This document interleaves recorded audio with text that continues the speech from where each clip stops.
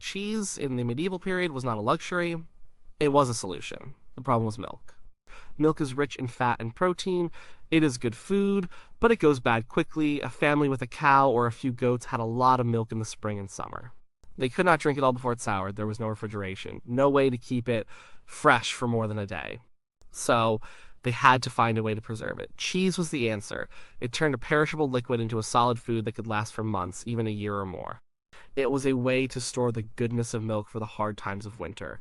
The milk came from several animals. Cows were common, but not everywhere and not for everyone. A cow was a large, expensive animal. It needed a lot of pasture. Many peasants could not afford a cow or the land to feed it. Often, a village might share a herd, but just as often, the milk came from sheep and goats. Sheep and goats were hardier. They could graze on rougher land where a cow could not. Their milk is different from cow's milk. It is richer, with more fat. This made for strong, flavorful cheeses. The type of animal and what it ate changed the taste of the milk.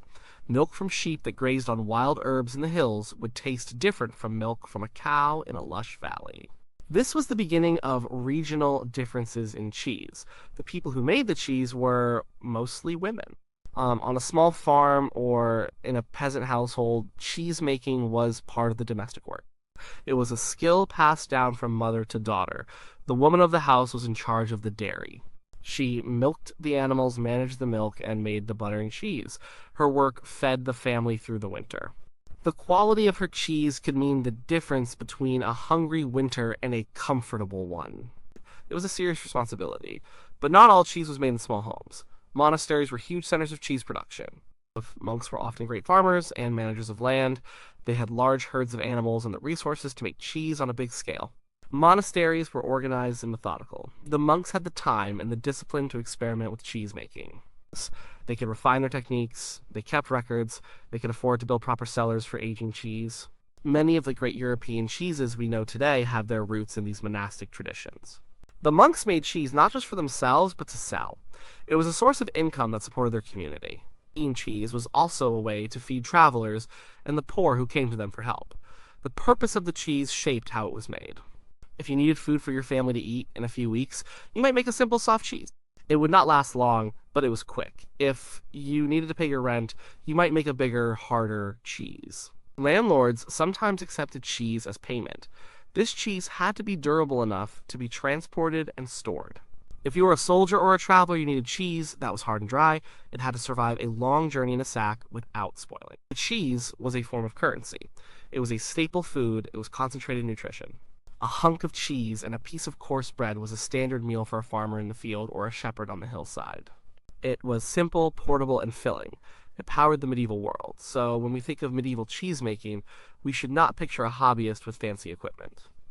We should picture a farmer's wife working over a smoky fire, or a monk in a stone dairy, performing an essential task for survival. The process of making cheese began with the milk. It had to be fresh. Often, the cheese was made right after the morning milking. Sometimes the morning milk was mixed with the milk from the evening before. The milk was almost always used raw. Pasteurization was a concept centuries away. The raw milk was full of natural bacteria, some good, some bad. The good bacteria were part of what gave the cheese its unique flavor. The cheesemaker's skill was in encouraging the good bacteria and discouraging the bad. The first step was to warm the milk. This was done in a large pot or cauldron over an open hearth fire. The fire was hard to control. The milk needed to be warmed gently, not boiled. Boiling would ruin the proteins and prevent the cheese from forming correctly. The cheesemaker had to watch the pot carefully, stirring the milk to keep it from scorching on the bottom. There were no thermometers. Temperature was judged by experience. The maker might dip a finger or an elbow into the milk. They knew by feel when it was just the right temperature, about as warm as a person's body. It was an art, not a science. The warmth was important because it helped the next ingredient do its job. That next ingredient was the magic one. It was called rennet. Rennet is a set of enzymes that causes milk to coagulate, to turn from a liquid into a solid. In the medieval period, rennet came from the stomach of a young animal, like a calf, a lamb, or a kid. These animals drink only milk, and their stomachs have powerful enzymes to digest it.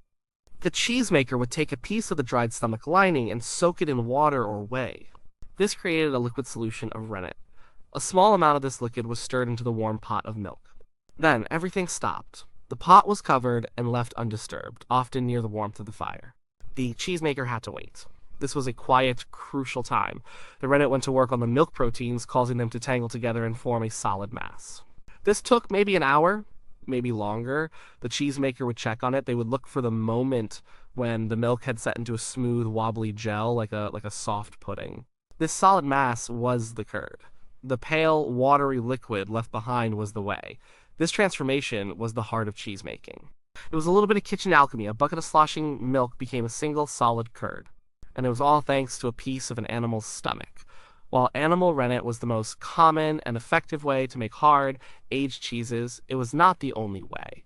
Some cheesemakers used plant-based coagulants. The juice from figs, the sap from thistles, or other plants could also make milkset.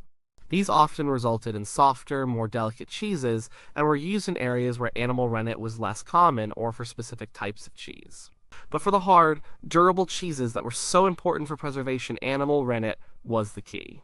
Getting the curd to form correctly was the first great test of the cheesemaker's skill. If the milk was too hot or too cold, or if the rennet was too weak or too strong, the curd would not be right. And if the curd was not right, the cheese would fail. Once the milk had turned into a single solid curd, the next stage of work began. The cheesemaker could not just leave it as one big block. They had to separate the solid curd from the liquid whey. The first step was to cut the curd. This was a critical moment that helped determine what kind of cheese it would become. For a soft, moist cheese that would be eaten soon, the curd was cut into large chunks. For a hard, dry cheese that needed to last for months, the curd had to be cut into very small pieces, as small as grains of rice or wheat. The tools for this were simple. A long knife could be used to slice the curd vertically and horizontally. Sometimes a special tool was used, like a bundle of twigs or a wooden frame with cords stretched across it, called a curd harp. This was plunged into the curd and moved around to break it up. The smaller the curd was cut, the more surface area it had, and the more whey could drain away. A dry curd made a hard, long-lasting cheese. A wet curd made a soft, short-lived one. After cutting, the curds were often stirred gently in the pot. Sometimes the pot was put back over the fire and warmed again, a process called scalding. This was another way to force more whey out of the curd. The heat made the little pieces of curd shrink and firm up. Again, there was no thermometer. The cheesemaker judged the temperature by hand, feeling the warmth of the whey and the texture of the curds. They knew the curds were ready when they had the right feel, a bit rubbery and springy. This whole process required constant attention. Now it was time to get the curds out of the whey. The cheesemaker would scoop the curds from the pot using a cloth or a strainer. The curds were placed in a basket or a cloth bag to let the whey drain away. The whey was not thrown out. It was a valuable byproduct. It could be drunk as a nutritious, slightly sour beverage. It could be used in cooking for making bread or stews. It could also be fed to the pigs. Or it could be boiled again to make a simple fresh cheese, something like modern ricotta. Nothing was wasted. With most of the whey drained off, the curds were ready for the final shaping. They were packed into molds. These molds gave the cheese its final form. They were not fancy. They were often simple wooden hoops with no top or bottom, or woven baskets. The cheesemaker would line the mold with a clean, coarse cheesecloth, and then pile the warm curds inside, pressing them down with their hands. Then came the pressing. This was the final, forceful removal of whey. For some soft cheeses, the weight of the curds themselves was enough. But for hard cheeses, serious pressure was needed. A heavy, flat stone might be placed on top of the curds in the mold. More advanced presses used a long wooden lever. The mold was placed at one end of the lever, and a heavy rock was hung from the other end, creating constant, strong pressure. The cheese would be left in the press for hours or even a full day. The cheesemaker would unwrap it, flip it over, and wrap it in a fresh cloth several times during the pressing. This ensured that the whey was pressed out evenly and the cheese developed a smooth, uniform shape. The more pressure and the longer the pressing, the drier and harder the final cheese would be. This was the cheese that could survive a long winter. After the cheese came out of the press, it was a pale, damp, and bland wheel. It was cheese, but it was not finished. Two more things were needed to turn it into a flavorful, long-lasting food: salt and time. Salt was hugely important. It did three jobs at once. First, it was a preservative. It drew out the last bits of moisture from the cheese, making it a difficult place for bad bacteria and mold to grow. Second, it added flavor. An unsalted cheese is flat and uninteresting. Salt brought its own taste and also enhanced the other flavors that would develop during aging. Third, it helped form the rind. The salt on the surface of the cheese dried it out, creating a hard, protective layer that shielded the inside of the cheese as it aged. There were two main ways to salt a cheese. One was dry salting. The cheesemaker would take coarse salt and rub it all over the surface of the wheel. The cheese would be left for a day, and the salt would draw moisture out. The next day, the cheese would be wiped dry and another layer of salt would be rubbed on. This might be repeated for several days. The other method was brining. The cheese wheel was soaked in a tub of very salty water. This gave the cheese an even coating of salt. The cheese might soak for a few hours or a few days depending on its size and the desired saltiness. Salt was expensive in the medieval period, so it was used carefully. A good cheesemaker knew exactly how much salt to use and for how long. Too little, and the cheese would spoil. Too much, and it would be inedible. Once the cheese was salted, it was ready for the final stage aging. This is where the real transformation happened. The cheese was taken to a cool, dark, and damp place. A natural cave or a stone-lined cellar was perfect. These places had a steady temperature and high humidity, which was ideal for aging cheese. The cheese wheels were placed on wooden shelves. They were not just left there and forgotten.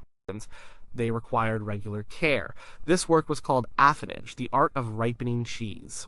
The cheese had to be turned every day or two. This ensured that moisture did not pool on one side, which could cause it to rot. Turning also helped the cheese age evenly. As the cheese sat in the cellar, its rind developed. Sometimes this was a hard, dry rind that formed naturally. Other times the cheesemaker would help it along. Well, they might wash the rind with brine, which encouraged certain types of good bacteria to grow. These bacteria created the strong, pungent smells and flavors of what we call washed rind cheeses. Some cheeses might be washed with ale, wine, or cider, which added their own flavors. The cheesemaker had to watch for bad molds. If a patch of blue or black mold appeared, it would be scraped or cut off. Inside the rind, the cheese was slowly changing. Enzymes, both from the rennet and from the natural bacteria in the milk, were breaking down the fats and proteins. This is what creates complex flavors. A young cheese might taste simple and milky. An old cheese could taste sharp, nutty, earthy, and complex. This process took time. A small, soft cheese might be ready in a few weeks. A large, hard cheese meant for long keeping might age for many months or even over a year. The cellar was a living place. The specific molds, yeasts, and bacteria in the air of one cellar were different from another. This is another reason why cheeses from different regions tasted so different. The very air in the aging room became an ingredient in the cheese. The cheesemaker's job was to create the right environment and then guide the cheese through its slow journey from a fresh curd to a mature, flavorful food. There was no single thing called medieval cheese. The world of cheese back then was just as varied as it is today, maybe even more so.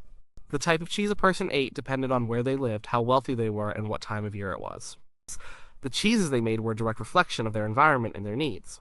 At the simplest level, there were fresh cheeses. These were made to be eaten right away, within a few days. They were little more than drained curds, sometimes salted or mixed with herbs. They were soft, wet, and mild. Think of something like cottage cheese or farmer's cheese. This was a good way to use up a small amount of extra milk without going through the long process of pressing and aging.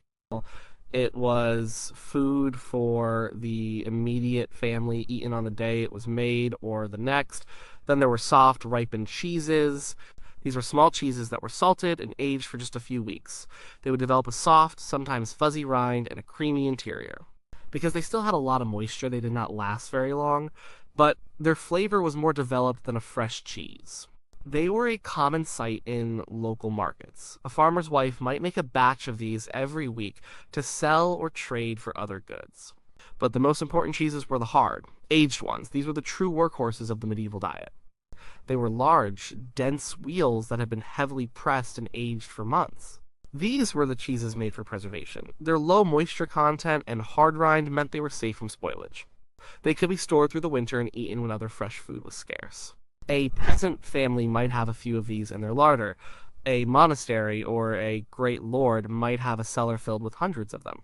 These cheeses had strong, sharp flavors. They were not for nibbling. They were for slicing off in thick chunks to eat with dark, heavy bread. They were grated over dishes to add flavor and richness. This was the cheese that could be used to pay taxes, that could be loaded onto a cart and sold in a city miles away, that a soldier could carry in his pack for weeks. Different regions became known for their specific styles of cheese. This was not due to branding or marketing, but to nature. The pastures of Cheddar Gorge in England, with their specific grasses and limestone caves for aging, produced a firm, sharp cheese that was an early ancestor of modern cheddar. In the mountains of France, shepherds used sheep's milk to make cheeses that they aged in the damp, moldy Roquefort caves. The specific blue mold in those caves gave the cheese its famous veins and pungent flavor. In Italy, monks in the Po Valley were making huge wheels of a very hard, granular cheese from the rich milk of their cows. This cheese, aged for a year or two, could be grated over pasta. It was the forerunner of Parmesan. Cheese was a part of everyone's diet, but how they ate it varied. For a poor farmer, cheese was a primary source of protein and fat. It was everyday food. A meal of bread, cheese, and ale was common. For the wealthy, cheese was also a staple, but they had access to a wider variety.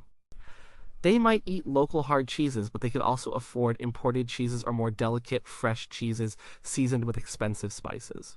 In a noble household, cheese was often served at the end of the meal to close the stomach. The very best cheeses were considered worthy gifts sent from one lord to another. It was a food that crossed all social boundaries, from the peasant's table to the king's banquet. It was a product of the land, a testament to the skill of its maker, and a fundamental pillar of medieval life.